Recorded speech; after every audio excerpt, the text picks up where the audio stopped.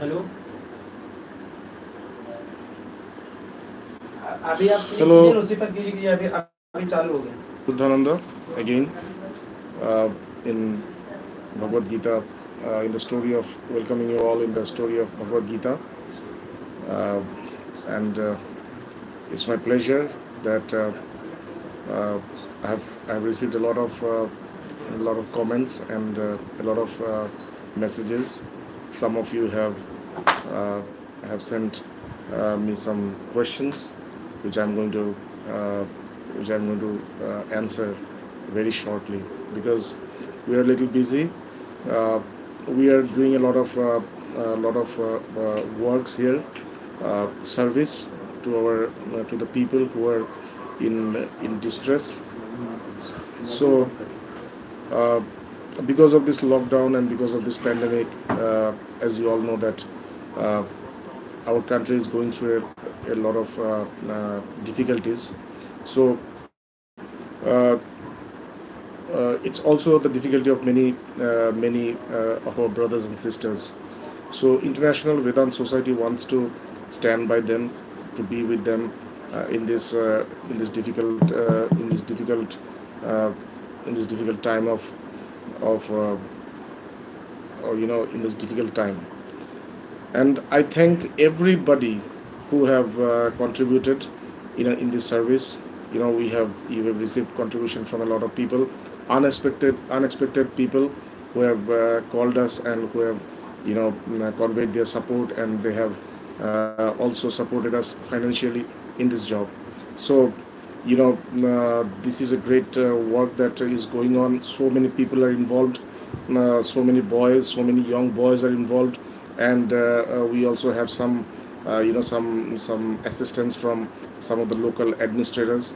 So this is a great thing that is happening here in Varanasi, and we hope to continue this service of humanity.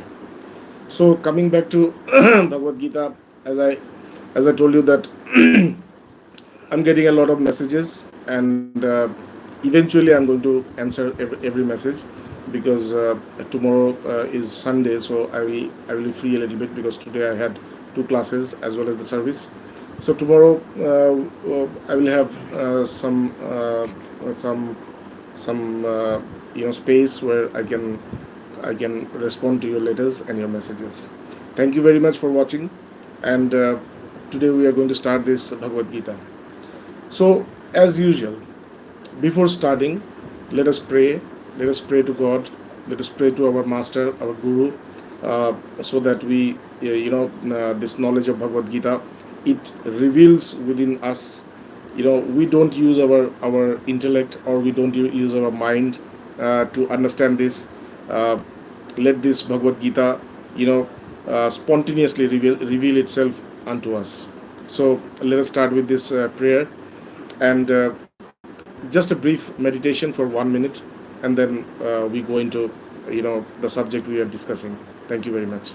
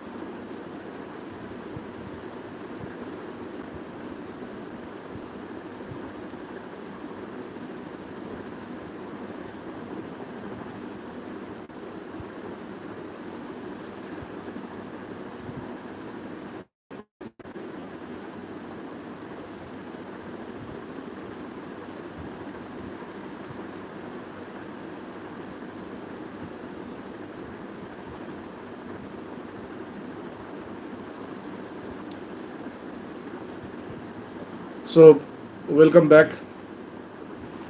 We are discussing Bhagavad Gita, and it's our pleasure to bring Bhagavad Gita to you as a story. you know i I request everybody to listen to this discourses as if you are listening a story, not as if you are, you are attending some kind of spiritual discourses or anything. Bhagavad Gita, though it seems to be a little bit, sometimes it seems to be a little bit asymmetric, unsynchronized, because Krishna says something now, and then in the next verse he says something else. Though it seems to be unsynchronized, but there is a synchronicity. This is what our mind is. Whatever Krishna is saying, it is just a reflection of the mind of Arjuna. You know, Arjuna's mind is the mind of a human being. So Arjuna's mind in Bhagavad Gita is represents my mind, or your mind, or our mind. So this is how our mind goes, from one subject to another subject, from one object to another object. And because Krishna is the master. Krishna is the master, and he is the guide, spiritual guide. He is taking us towards this path which will lead us beyond our confusions, our doubts, our fears, our grief. And not only this, it is going to lead us to self knowledge, liberation. So Krishna is taking us beyond this realm of Maya, beyond this realm of this duality, and we are going to elevate ourselves into the state of unity with God. So with Bhagavad Gita, when we listen to Bhagavad Gita, this is this is what we get. We also become enlightened like Arjuna did. So it's not that just by listening to Bhagavad Gita we see that it is it is where Arjuna has got liberation. It's not like that. If you listen to Bhagavad Gita very carefully, with faith, with love, then you will see that you also have attained the state of liberation. You have also attained the state of enlightenment. So the story of Bhagavad Gita is the story of our own enlightenment, our own transformation from the human form into divine form, our journey from universality, from individuality to universality. So this is what Bhagavad Gita is all about. Now, how does Bhagavad Gita start? We all know, we have heard it many times. Still, for the new people, I'm just just going through a little bit so that they can have this in this idea how we are approaching this. So when this war of Mahabharata was due to commence, the stage is set, and the war of Mahabharata is due to commence. These two armies are in front of each other, and at any time this war is going to happen. At that time, Arjuna, he is the prime warrior from the Kauravas. So he had this idea of of taking a better look, of this formation of armies, of this formation of these two armies, so that he can have a outlook of what is going on and how these things are going to take shape. So he wanted a very closer look, a very detailed look, and that is why he asked Krishna to come between these two armies, so that he can have this impartial and a very a very impartial this account of what is happening. So when he went in between these two armies, then he saw that the people against whom he is going to fight are his own relatives, are the people who are who belongs to their family, who are their grandparents, who are their their uncles, their brothers, their grandsons, their sons, in-laws, friends, relatives, well-wishers. So these are the people with whom he wanted to live a blissful life. These are the people with whom he wanted to have he wanted to enjoy life. And these people are standing against him in war. And this is a divisive war. It's not going to happen undecided. So the result of this war is will happen only by the death of one group. Okay, so Arjuna, while seeing this, he knew what is going to be the outcome, because either he has to die or he has to kill. So who are the people whom he is going to kill? He is going to kill his own people, his own family members. So he got completely depressed. He got completely, absorbed into the ocean of grief. And ultimately he surrendered before Krishna, saying that I cannot fight. You guide me, you guide me into into my path of betterment, but with this, with this mental formation that I have now, this is not possible for me to fight. And that is the time when Krishna started to deliver these teachings of Bhagavad Gita. First of all, Krishna started by challenging Arjuna's failure, courage, because he is a brave man. He's a brave man, he's a brave soldier, he's a great, saint. Arjuna was not only a soldier, but he was a great saint, a great austere. So Krishna, he challenged Arjuna. What is this? What are you doing? Just leave this unmanlyhood and come out of this. Stand up and fight. But Krishna thought that maybe this is enough for him, for Arjuna, to come out of his mental, his mental agony, and and start fighting. But this did not happen. He saw Arjuna was completely broken. He was completely broken. Arjuna said that, see Krishna, it's not possible for me to fight. I'm broken. And I surrender before you, because I am completely deluded about my own, I'm completely deluded about my own responsibilities, my own karma, my own duties. So I cannot do anything. Just lead me towards the path of betterment, to the path which is the most preferred. So then Krishna starts to deliver his teachings.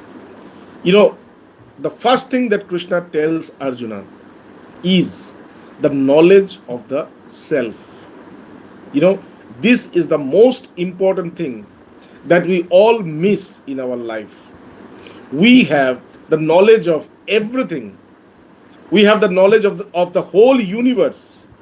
What is going on in outer cluster, what is going on in outer universe, in the deep space, from there to every details of our day-to-day life. We have this knowledge, but we do not have the knowledge of this person who is having this knowledge. We do not have the right knowledge of who we are. And that is the paradox of our life. And that is why this paradox does not solve. The riddle of life does not solve. Somewhere we see that we could not come to the solution of life. Somewhere our whole calculation has gone wrong. Where did it gone wrong? Because I have the knowledge of everything but me. So this is where Krishna started. So when Krishna started from this self knowledge, so we also have to have to understand that our life should also start with self knowledge. If our life does not start with self knowledge, that means our life will be a complete failure. Because the person who I am, the person who I am, if I don't know who I am, if I don't know from where I have come, what is my existence, what is my existence, what is my composition, what am I, who am I, where from I have come, and what is the goal of my life, and what is this life, what is this life all about, why I am living this life, and what is the goal that I need to achieve in this life. And the last thing is, when I have done with this life, when I have done with this life, then what? Then what? What is called death? And is there any life beyond death? Do I do I perish in death, or I stay, I remain alive? There is other lives also. So these are the very very basic, these are the very very very basic questions about which we have no idea at all. And spirituality says, these are the questions that has to be answered at the very onset of your life. And if these questions are answered now at the very onset of your life, at the very beginning of your life, then all your life becomes a very blissful journey. All your life becomes a very productive journey. You can do something, for the people, you can do something for the world. And if you do not have these answers at the very onset of your life, and if you go on with your life without knowing these answers, then your productivity is reduced to zero. Your efficiency, your productivity is reduced to zero. You see that you don't do things for the world or the universe. You try to do things to satisfy this body, which is not going to stay. You try to satisfy your ego, your mind, or other people's body, other people's mind, other people's ego. So this is what your life becomes, okay? Just to satisfy something which has no connection with you, which has no, which has nothing to do with you. So, and that is why we need this knowledge at the very onset of our life. And that is what Krishna is doing. Krishna says, Arjuna, know the reality of yourself. You think that you are born and you are going to die. This is what you think about yourself. But the reality is, you are not born and you are not going to die. You think that you are this body. You are this body, but you are consciousness. You are eternal. You are consciousness, you are eternal. Okay, you are the absolute existence.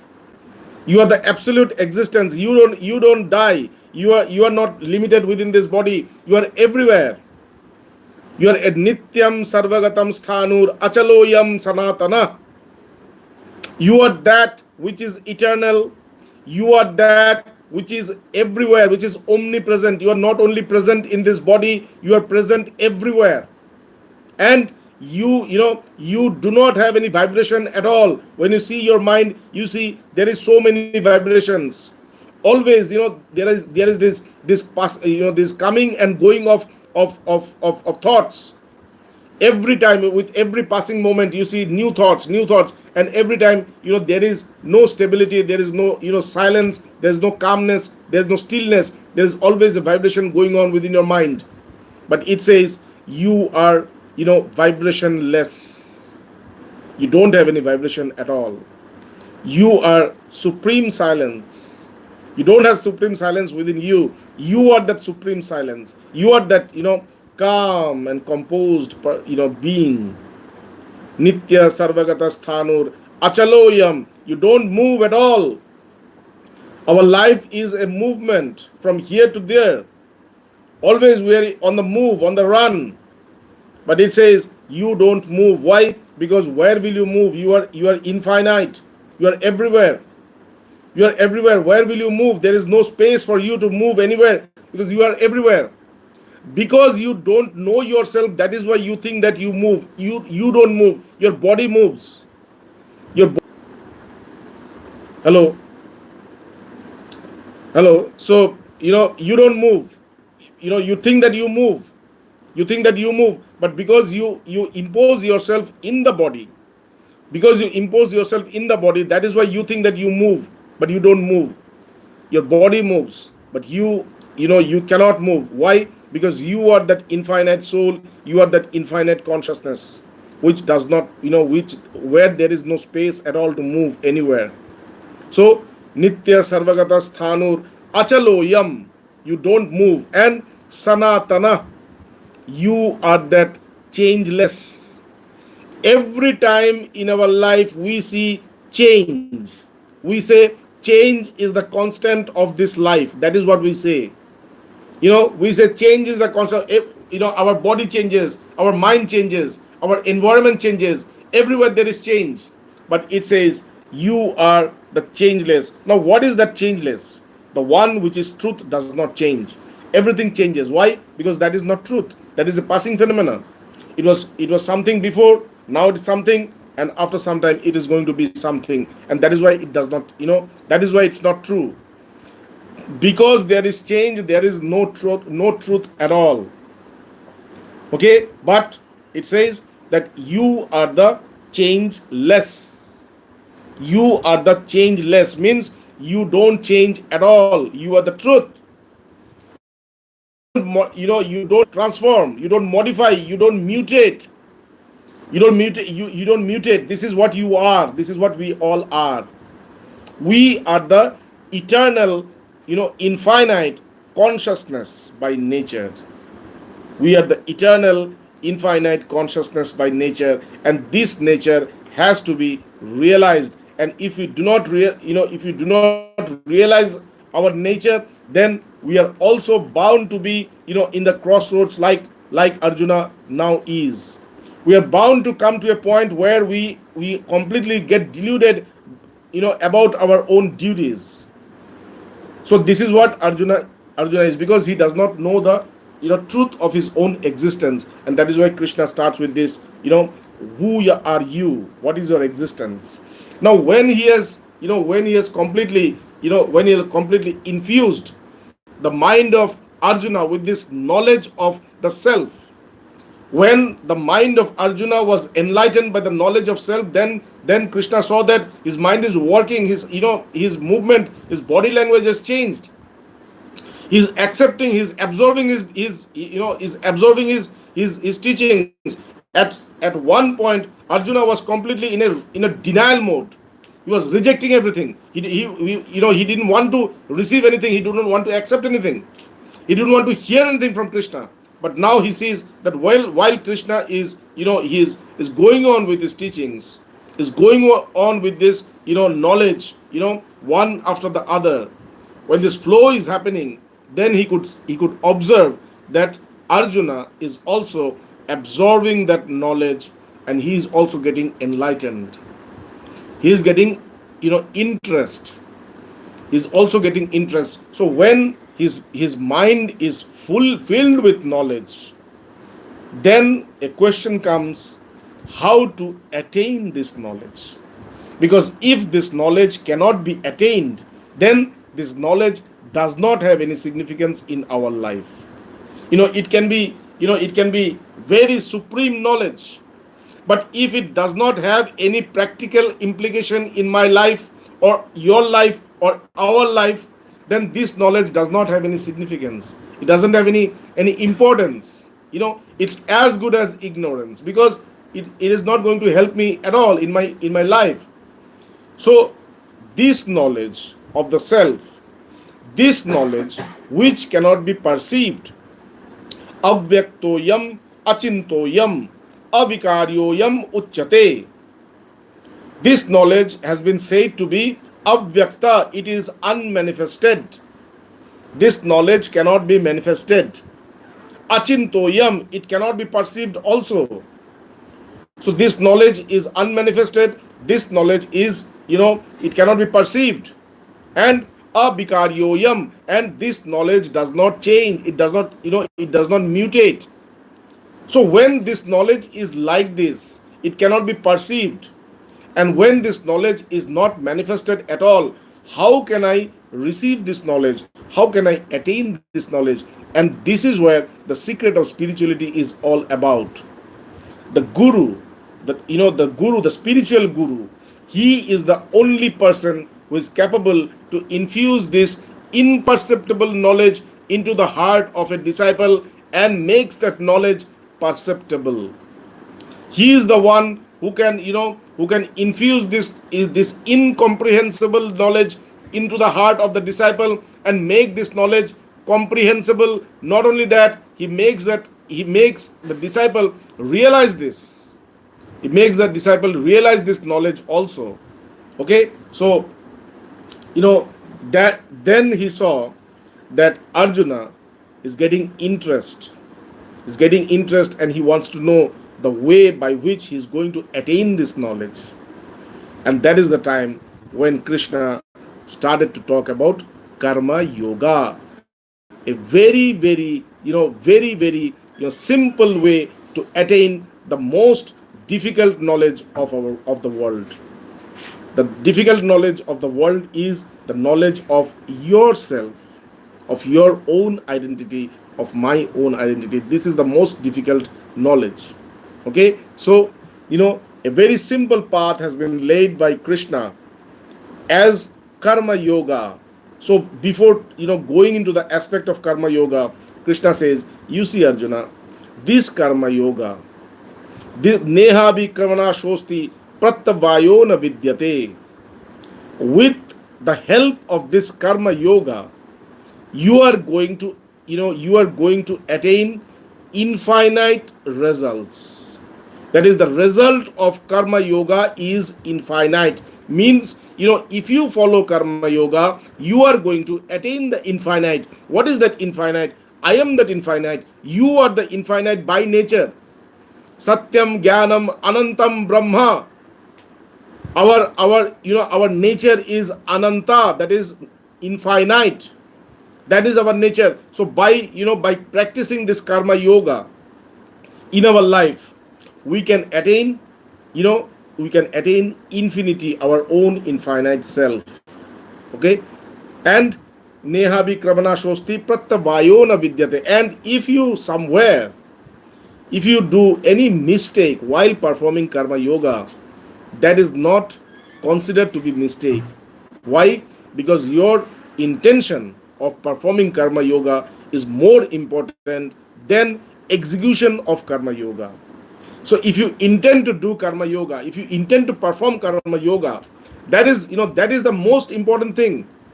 That is the most important thing, and by this you are going to attain infinite results. So don't worry about if you do any mistake. If you forget something, if you forget some of the points of karma yoga, only have this intention of performing karma yoga to attain the state of infinity, to attain the knowledge of the self. Salpamapyasya dharmasya trayate mahato bhayat. And he says that if you can perform a little bit of karma yoga, if you can perform a little bit of karma yoga, then this little bit of performance of karma yoga is going to liberate you from very big problems of your life. They're going to liberate you from a lot of bigger problems, huge major problems of your life. Okay, so this is karma yoga. Now Krishna goes into the principle. What is karma yoga? And that is what we had discussed yesterday. He said, karmannevadhikaraste ma phaleshu kadachana ma karma phala hetur bhurma mate sango asta akarmani. He says that, see, if you want to perform karma yoga, as with every science, there is a law, there is some conditions, there's some law. You cannot invent karma yoga. You need to do karma yoga as it is. So what is the principle of karma yoga? The first principle is that your priority, your prerogative should only remain to perform your duties. That is the only thing that you should think about, you should be worried about, you should focus on. Only the performance of duty. When there was a very good question which came yesterday that I'm going to I'll try to answer that question also. So my priority, my prerogative is to perform this karma that I'm doing, this duty that I'm performing. Okay, whenever I'm performing any duty, or whenever I'm performing any action, okay, or whenever I'm doing any work, you will see that a part of your mind is always busy thinking about the results of the actions, what I'm going to get in return. And this is how the world moves. Everybody thinks the same.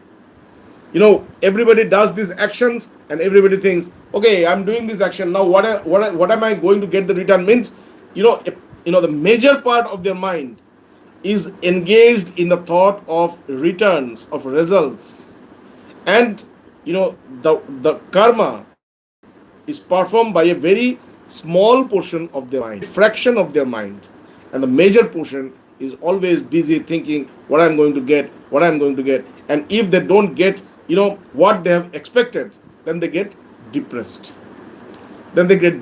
Okay, so Krishna says, don't think about what you are going to get in return.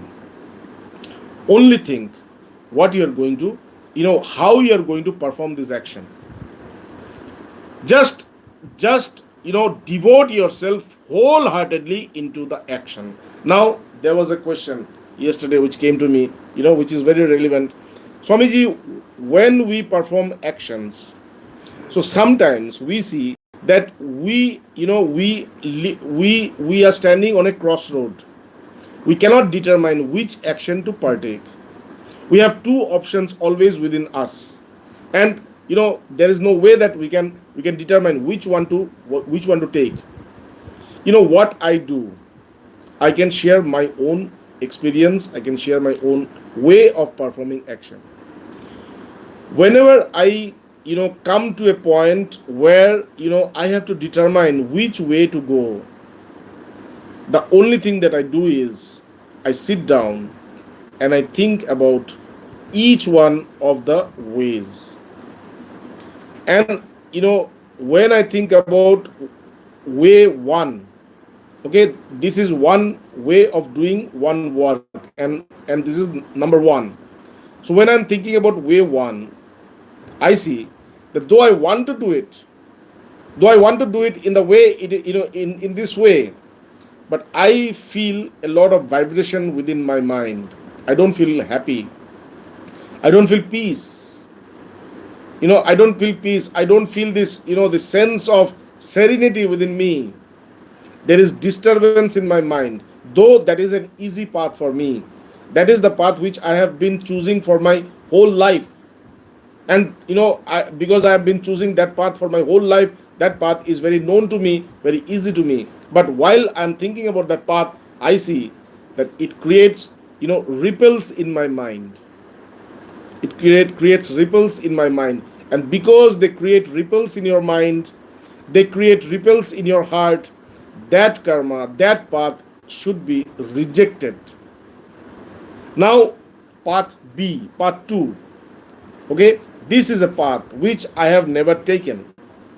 This is a path which is very difficult, which is very, very hard, which is not practical at all. In given situation, that part is not practical at all. Okay, good. So I'm taking that path. I'm undertaking that path. Is that path, when I'm thinking about that path, though it is hard, and though it is very, difficult, and I have no idea how the path is and how it's going to happen, how it's going to unfold itself. But I feel peace. I feel, serenity within. I feel I feel a sense of assurance, a sense of stability, a sense of peace. Because I have felt a sense of peace, that is why I have to take that path, path B, path 2. Though that path is unknown, though the path is very difficult, though the path is completely, we are completely unsure about what and how it is going to unfold, you need to follow that path. Because at the very beginning of that start of this karma, of this journey, you have felt peace, and because you have felt peace, at the end also you will have peace. Peace is the way.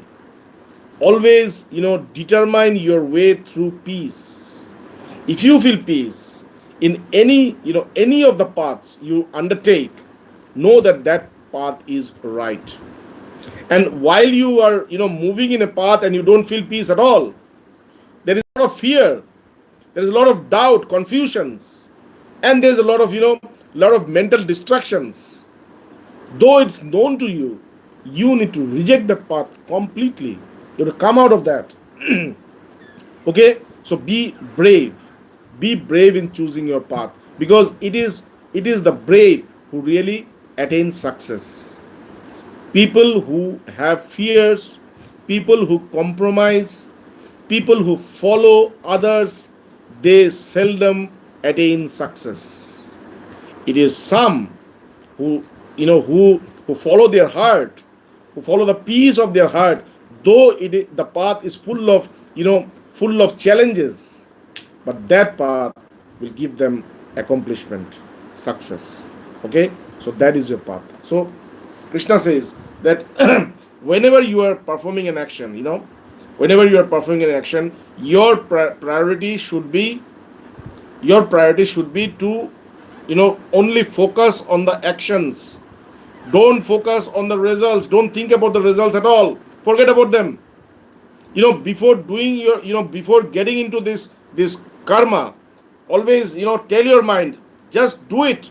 Don't think about what is going to happen in the future. Okay, and that is how you need to do your karma. Number one, this is number one principle. Then ma karma phala hetur bhurma. Your karmas, your actions should not be inspired by the results of those actions. Whenever we are told to do some action, the first thing that we do is we want to determine what is the end result. If we see the end result is expected, that is the then we get engaged into the karma. And if you see the end result is not expected at all, I don't get what I'm expecting, I don't do that karma, I don't perform that. But that is wrong. Krishna says that is wrong.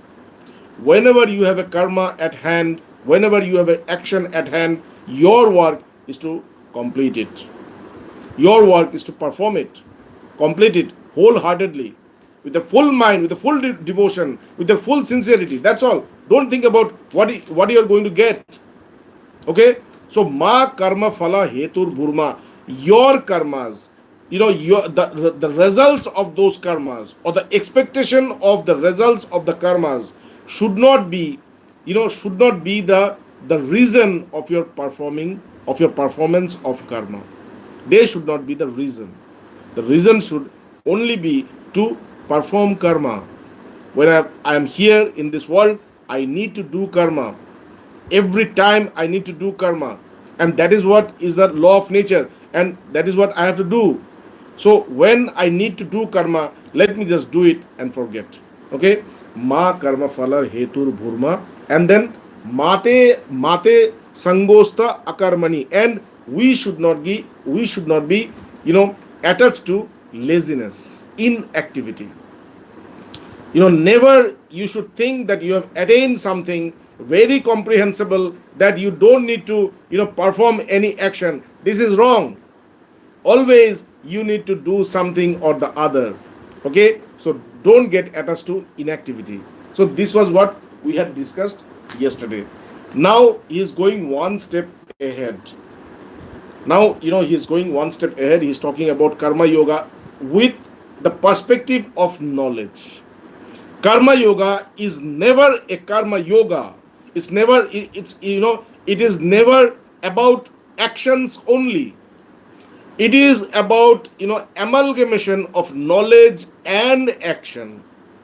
It is not about action. Whenever people talk about action, people talk about doing action, they say we are all karma yogis because we are working.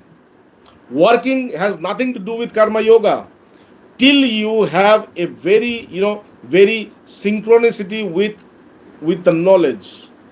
Because when knowledge gets involved, when knowledge gets absorbed into karma, that is called karma yoga. Okay, so here it says, Krishna says, the next verse, he says, yogastha kuru karmani sangam tyaktva dhananjaya siddha siddho samo bhutva samatvam yoga uchyate. Now what does it mean? Yogastha kuru karmani. Whenever you are performing an action, Whenever you are performing an action, you have to remember a very basic thing. What? You need to be, you need to be attached with the self. You need to be, yogastha means you need to be united. Now, united with whom? Krishna definitely did not tell to get united with the body, because we are already united with the body.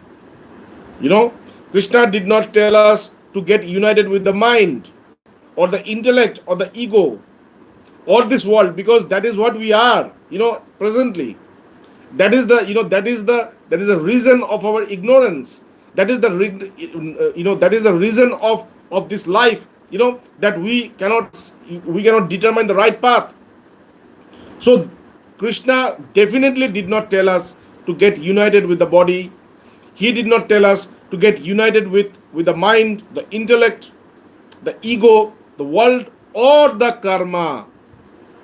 Yogastha means get united, remain united, and kuru karmani, and then you do your job, your action. Now, united with whom?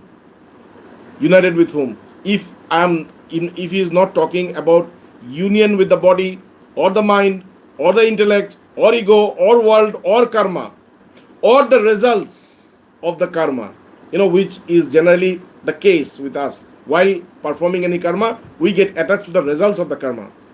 So if he is not talking about all this, who he is talking about to be united to? He is talking about the self, the knowledge. I am the self. I am the consciousness. I am the infinite. I am the free one. I am the freedom. I am divine. I am eternal. I am eternal. I am knowledge. I am knowledge. I am existence absolute. I am bliss. I am peace. I am love. I am infinity. I am everywhere. I am light. So this is the knowledge. This is the knowledge. So when he says yogastha kuru karmani, that means he is telling us to perform our actions while being united with the knowledge, not the doer. You are not the doer of the karmas. You are not the doer of your actions. Why? Because actions are performed to fulfill your incompleteness. Whenever you are performing a karma, you are performing a karma to fulfill your own unfulfillment. But you are fulfilled always. You are purna. You are always fulfilled. So because you are fulfilled, you are not performing actions to fulfill yourself. That means these karmas are not done by you. They are not performed by you. They are performed by the nature. They are performed by the qualities. They are performed by the body, the mind, the intellect, the ego. That is these are the people who are these are the ones who are performing the actions. You are not performing at all. But you have this false cognition that I am the doer. I am the doer. Okay? And that is where you lose the focus of yourself. So when we say yogastha kuru karmani, I need to know that I am the self. I am infinite, I am complete, I am full, I am fulfilled. And because I am fulfilled, I cannot do anything to fulfill myself, because I am already fulfilled. There is no way that I can get fulfilled. So when karmas are performed to fulfill, to attain fulfillment, that means these karmas are not performed by me. They are performed by the nature, by the attributes, through the body, through the mind, through the intellect, and through the ego. And why they are performing, why the nature is performing actions? through the body or through the mind, just to restore its balance. The nature has a problem, not me, because I am not the nature. Neither am I within the nature. I am always beyond the nature. I am the beyond. I am the one who is beyond everything. I am the observer. I am the observer. I am the substratum. I am the substratum. I am the consciousness upon which the nature is established. So I am not the nature at all. Okay, so yogastha kuru karmani. Remain within yourself. Now, how to remain within myself when I do not know myself? How to remain within myself? The only way to remain within yourself is to always remember who you are. This is the way, when you are performing any action, always remember who you are. You are not the doer. Falsely you recognize yourself as the doer. Falsely you recognize yourself that I'm the doer. No, you are not the doer. You are the self. You are the one who is projecting the doer. You are the, tasya bhasha sarvamivam vibhati. With his light, everything in this world is enlightened. With his light. Whose light? The light of myself. The light of me. With my light, with your light, the whole world is enlightened. Tameva bhantam anubhati sarvam. Tameva bhantam anubhati sarvam. When I know you, I know everything. When I know you, who is this you? It's not somebody else, it's me. It's you. When you can say either it's you or it's me. When I know myself, I know everything. Because I am the everything. I am everything. I am everything. I am the everything. There is nothing which is beyond me. Or there is nothing which is without me. I am everything. Tameva bhantam anubhati sarvam. Only by knowing me, I know everything. Tasya bhasha sarvamivam vibhati. And by your light, everything is enlightened. Okay, so here it says, yogastha kuru karmani sangam taktva dhananjaya. Always remain attached to the self. Always have this, this memory. Always have this memory that I am the self, I am not the body, I am not the doer. And sangam taktva dhananjaya, and remain unattached from this world, from the doer, from the actions also. Remain unattached from the actions, remain unattached from the doer of the actions, and remain unattached from the world, because you don't belong to them at all, and they don't belong to you. By your false recognition that you are the doer, you become the doer. You become the doer. You get this, you take the form of the doer, and after you take the form of the doer, you suffer, because then you have to go through the results of your karmas. The results of the karmas are always of three kinds. One is good, one is mixed, and one is bad. Any karma that you perform will always give you three results. One is good result, one is a mixed result, neither good nor bad, and the third is bad results. So these three results have to be suffered by the one who is the doer of the action. Now you are never the doer of the action, but because you have recognized yourself, you have imposed yourself to be the doer, and that is why you need to suffer all these consequences. But if you can get rid of that, no, I am not the doer. I am not the doer. I am separate from this. I am beyond this. I am the one who is projecting the doer. I am not the doer at all. I am projecting the doer, and when I am firm in this, then I see that though I am performing all the actions, then also I am not at all I'm not at all suffering from the consequences of my actions. Naiva kinchit karomiti. Naiva kinchit karomiti yukta asit tattvavid. You know, a self-realized soul, though he does everything, but he does not do anything. Why? Because he's always attached to the self. He's always attached to the self. And because he is always attached to the self, he does not do at all. He does not do anything.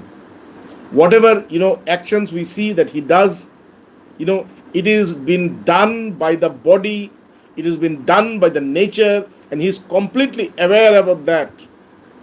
He is the observer of all the karmas that are happening through him. He does not do anything, and that is why he is the enjoyer of this world. Is the enjoyer because he doesn't have to get involved into the good and bad actions and the good and bad results of those actions, and that is why his life becomes blissful. So yogastha kuru karmani, always remain attached to the self.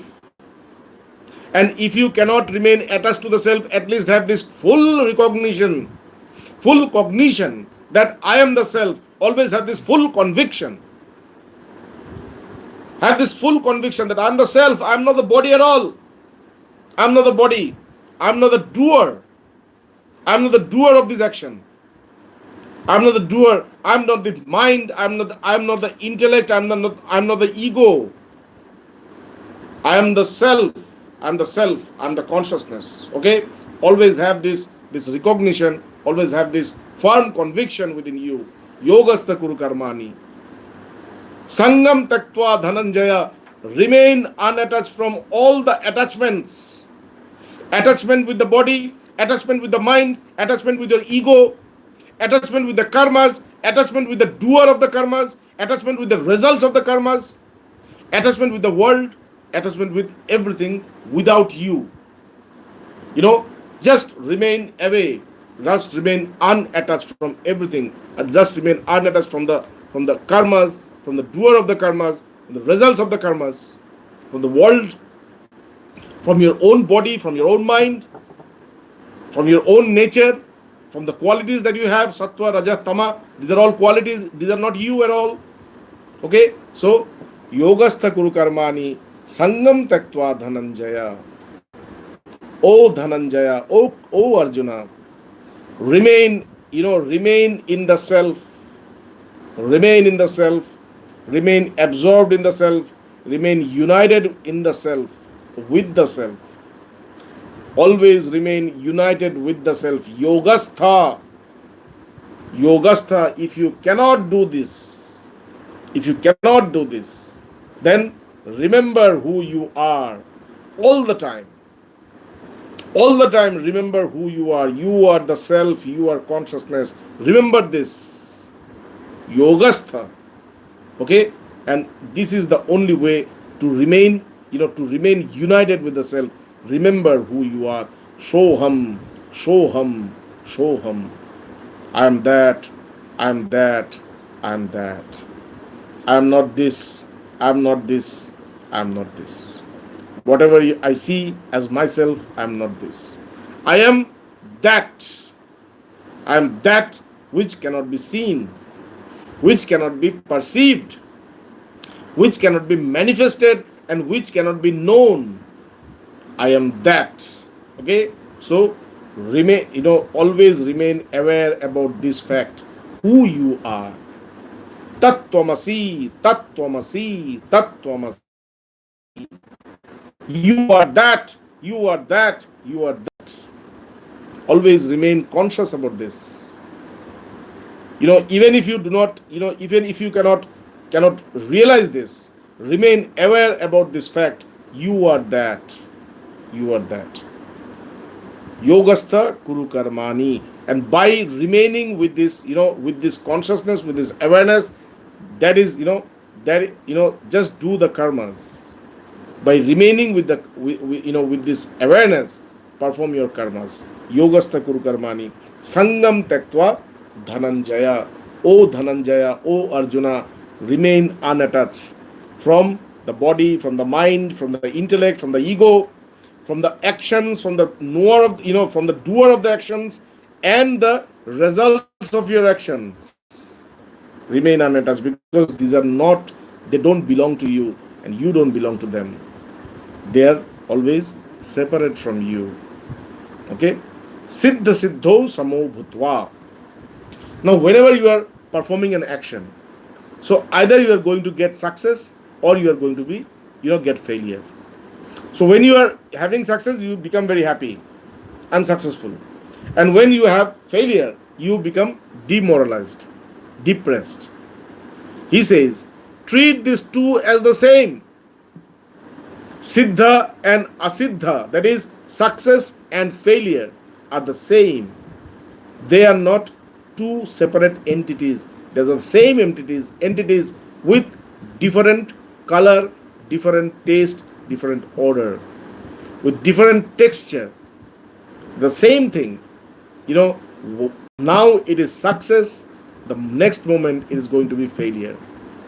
This failure will again transform into success, and this success will again go into, transform itself into failure. This is a cycle which is always moving. So don't get attached to this. Siddha siddho samo bhutva. Treat these two to be the same. Siddha siddho samo bhutva. Treat success and failure to be the same. They are not different at all. Like, day and night. Day and night. They are they're the same thing. Just a difference of time, just a difference of texture. Night is going to transform itself into day, and the day is again going to transform itself into night. This cycle is going on from eternity, and this cycle will go on till eternity. This game of success and failure is going on from eternity, and it will continue till eternity. Don't get involved into this. Don't get involved into this. Siddha siddho samo bhutva. Always treat them as the same. Don't consider them separate. Don't get depressed when you are not successful, because this not being successful also is going to bring you success. This is also success in disguise. This is also success in disguise. When we say happiness, it means that sadness is standing in your door. After some time, the happiness will go, and sadness is again, is going to enter your room. So when you say, sadness, that means happiness is standing in your door. So this movement is going on from eternity. From eternity. Okay? So, don't get deluded by this. So that is why always treat is not real. Treat that, just go through this. That's all. Tolerate it. Accept it. Because it's not going to stay. It's not real. So it's not going to stay. It's a passing phenomena. Now it is success. Again it is going to be failure. Siddha siddho samo bhutva. Treat these two as the same. Samatvam yoga uchyate. Yoga. Yesterday we said yoga means, when you reach the state of super consciousness. So this is the greatness of Bhagavad Gita. Now it started, Bhagavad Gita, if you go to any spiritual text, they will tell you, hey, you need to study, you need to meditate, you need to concentrate, you need to do this, you need to do that. Bhagavad Gita is very simple. It says, whenever you are going through your life, you are going to get two consequences, two results of your actions. One is good and one is bad. Whenever there is a good thing, you get attached to the good. Whenever there is a bad, you run away from the bad. And this is how you have been leading your life. Now you need to consider these two as the same. You need to consider these two, good and bad, success and failure, happiness and sorrow, victory and defeat, virtue and vice, profit and loss. This all to be the same. They're the same. Don't differentiate within them. Don't distinguish within them. Just treat them as the same. Because this this tendency of sameness, this attitude of sameness is called yoga. Yoga is the goal of your life. Yoga is the union between you and the supreme consciousness, supreme reality. So if you can just be same, you can just treat same with if you can treat in the same way to all the conditions, all the situations of your life, that is going to take you into yoga. Okay, so tomorrow, not tomorrow, Tuesday, we're going to discuss about this in a more thorough way. So practice this. Yogastha kuru karmani. Whenever you are doing performing any karma, always remain aware about who you are. You are not the body. You are not the mind. You are not the intellect. You are not the ego. You are the self. You are consciousness. Always remain aware about this. I am the consciousness. I am the consciousness. Yogastha kuru karmani. Sangam taktva dhananjaya. Remain unattached with the with the work, with the karma, with the doer of the karma, and the results of your karmas. Remain unattached with that. Just consider karma to be a revelation, a manifestation of the nature that you possess within your body. Okay, when the nature and its qualities they get mixed, they produce karma. Sangam taktva dhananjaya. Siddha siddho samo bhutva. Always consider this happiness and sorrow, success and failure to be the same. Because samatvam yoga uchyate, because this equanimity, this sameness, this sameness is called yoga. Yoga means super consciousness, union with the self, your attainment of your goal of life. Okay, thank you very much, and thank you for watching this video, this live telecast, and we are going to meet again on Tuesday at 8:30. Okay, thank you.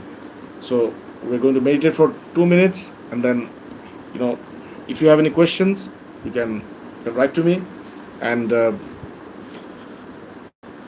I will answer them as per my time. Okay, thank you.